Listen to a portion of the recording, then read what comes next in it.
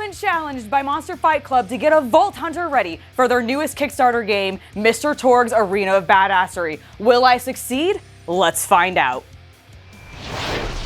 Boring! My nerds hacked the Hyperion New You network to bring you some of the finest in pirated entertainment. Reach across time and space and kill anyone you want. That sounds f***ing awesome!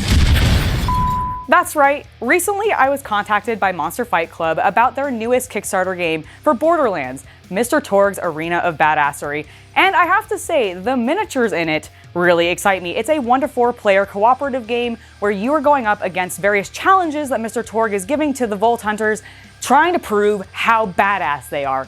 And that really fit my style. I actually really like the Borderlands color palette and everything. They're bright and bold, and that's hugely my aesthetic. So when they gave me this opportunity, I was like, sure, that sounds like a lot of fun. Who are you gonna send me? And of course, they sent me the quintessential mascot of the game, Claptrap, which I think is a fantastic challenge. I haven't actually painted that many robots. He's way smaller than anything I've painted previously, and this will be the first model that I'll be painting since my accident and my hands have recovered. So I'm really excited for this. So without further ado, let's go ahead and get the model prepped and ready for paint. The first thing that I need to do before I get any paint on this model is make sure that he's stable on his base, because he just comes with this little nub on the bottom of one of his wheels, but no hole in the base for that to go into. So I pulled out my Army Painter drill bits and drilled a hole for myself. Once I was prepared and confident that he was perfectly stable on that base, we're going to go ahead and hand prime the model. Now, I'm doing this for 2 reasons. One, I was a little worried that because of how small he was, spray priming might end up overwhelming the model and losing a lot of detail if I accidentally went too heavy. The other reason was it was actually kind of rainy the entire week that I was painting this, and I didn't know if I was going to have the best conditions to really get my spray primer to work as best as it should. So I opted for hand priming the model instead. For that, I'm just going to pull out a little bit of Army Painter's matte black paint and use a small brush to prime the model up. Now that the model is primed up in black, we can go ahead and get started on laying out some base colors. Now, I'm going to go with a little bit more of a traditional method than I've ever done on the channel with this model, because I did debate doing a contrast method on him, but because I want to mimic the cel-shaded style of the original Borderlands video game, I actually thought the more opaque traditional paints would work better. So for our foundation layer, we're going to go ahead and use a bit of plate mail metal on the entire figure with the exception of his singular wheel. Now that he is starting to look like a proper metal little robot, it's time to start applying some color. And we're gonna start with Uriel Yellow, which I think is a perfect color tone to match the overall color palette that I saw on Claptrap's official art. And one of my goals for this project is to try to mimic his official art as closely as possible. So while I'm applying this yellow paint, I'm going to do it a little bit unevenly, a little bit haphazardly, because I want it to look like it's chipping off of that metal undercarriage beneath. And I really love how this ends up looking. I think I nailed the effect, showing off a little bit of that plate mail color beneath, but still having plenty of that bright yellow to really come across as, hey, this is Claptrap in his classic color scheme.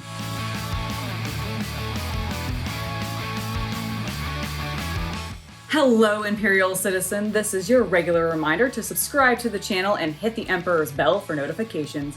And if you're feeling particularly devout, you can join my Patreon, where you'll get exclusive unboxings, behind-the-scenes content, and more. Now, let's go ahead and get back to the video.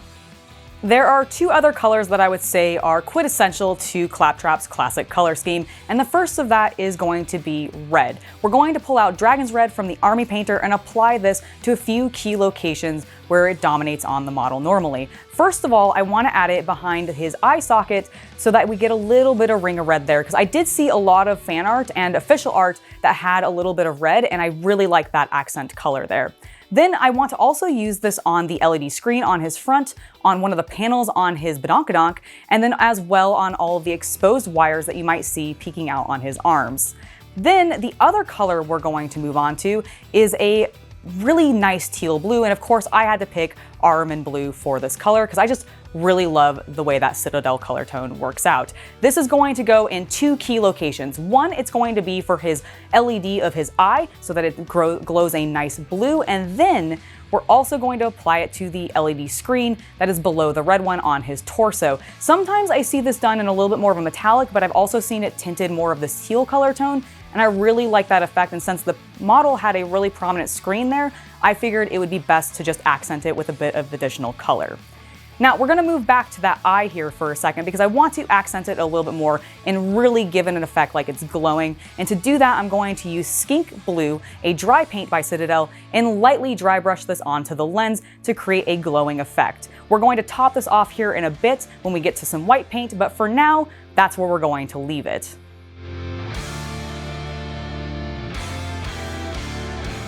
And the reason we stopped there is because now I want to give the entire model a wash using Nuln Oil. I want the white stripe that's going to be on his belly, as well as the white dot of his eye, to be as prominent and bold as possible, so I wanted to get my dirtying wash down first. Nuln Oil I think is perfect here because he's a robot. It does have a little bit of that oily look to it, and I think it adds just the right level of grit and grime to the model to really make him look like he's been out on the field and he's ready for the arena. Now, once this is dried, we're going to move on to the final color, which is white.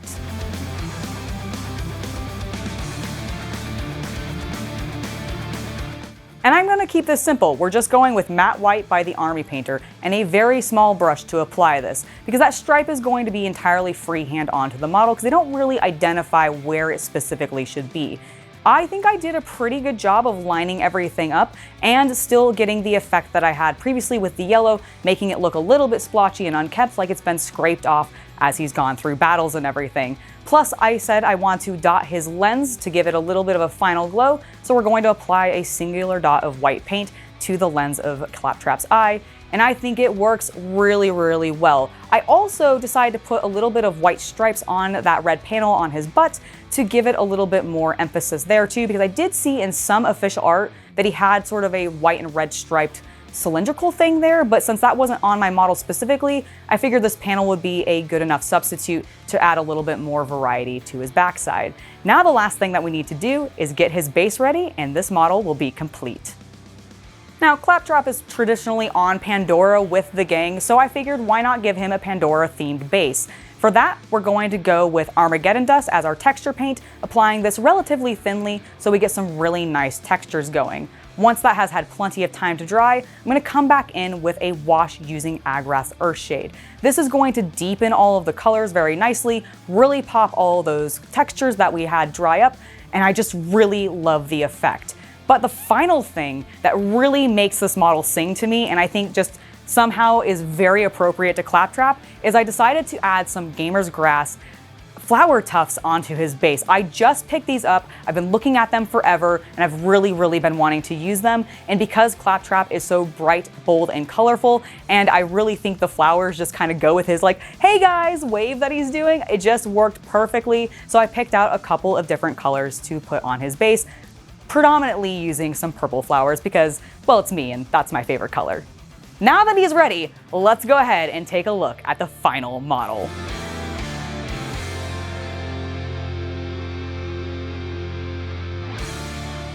And here he is, my tiny little Claptrap model, and I am so pleased with how he turned out.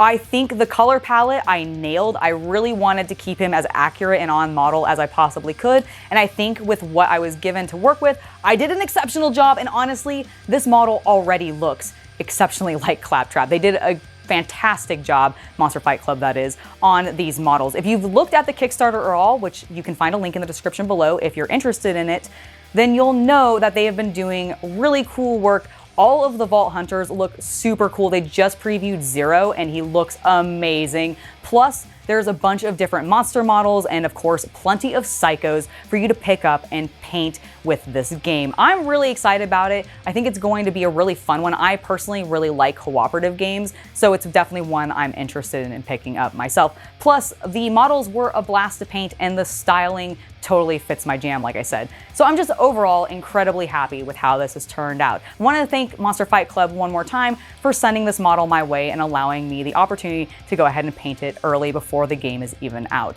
It was a blast. Now, before I head out, I do want to let you guys know that for next week, we are going to have a news video this Sunday But the following week, we aren't going to have any videos except for a vlog.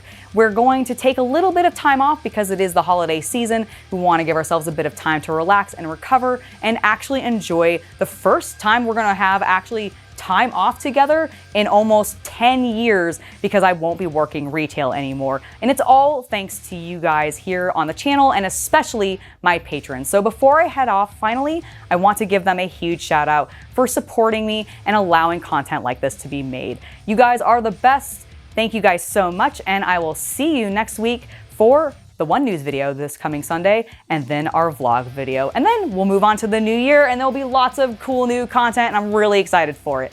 Anyways, I have rambled enough. I've been Angela. You're watching Hobby Night, and I'll see you later. Bye.